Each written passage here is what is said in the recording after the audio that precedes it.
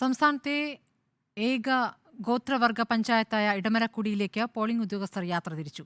ഇടുക്കിയിൽ ആദ്യം പോളിംഗ് സാമഗ്രികൾ വിതരണം ചെയ്തത് ഇടമലക്കുടിയിലെ പോളിംഗ് ഉദ്യോഗസ്ഥർക്കാണ്. 1844 വോട്ടർമാർ ഇടമലക്കുടിയിലുണ്ട്.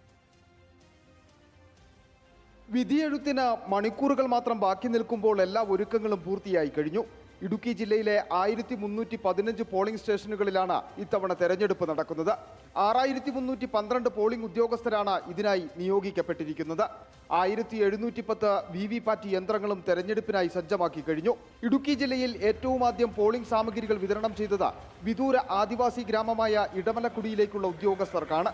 സംസ്ഥാനത്തെ ഏക ഗോത്രവർഗ പഞ്ചായത്തായ ഇടമലക്കുടിയിൽ ഇത്തവണ 1844 വോട്ടർമാരാണുള്ളത്. 85 വയസ്സിന് മുകളിൽ പ്രായമുള്ള 10 വോട്ടർമാരും ഇതിൽ ഉൾപ്പെടുന്നു. ഇവരിൽ ഭൂരിഭാഗവും വീട്ടിൽ വോട്ട് ചെയ്ത് കഴിഞ്ഞവരുമാണ്. 911 സ്ത്രീകളും 933 പുരുഷ വോട്ടർമാരും ഇവിടെയുണ്ട്.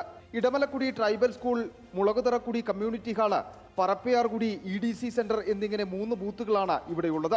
വിദൂര മേഖലയായതിനാൽ എല്ലാ തെരഞ്ഞെടുപ്പുകളിലും ഏറ്റവും ആദ്യം പോളിംഗ് ഉദ്യോഗസ്ഥർ യാത്ര തിരിക്കുന്നതും ഇടമലക്കുടിയിലേക്കാണ്. ജില്ലയിലാകെ 56 പ്രശ്നബാധിത ബൂത്തുകൾ ഉണ്ടെന്നാണ് റിപ്പോർട്ട്.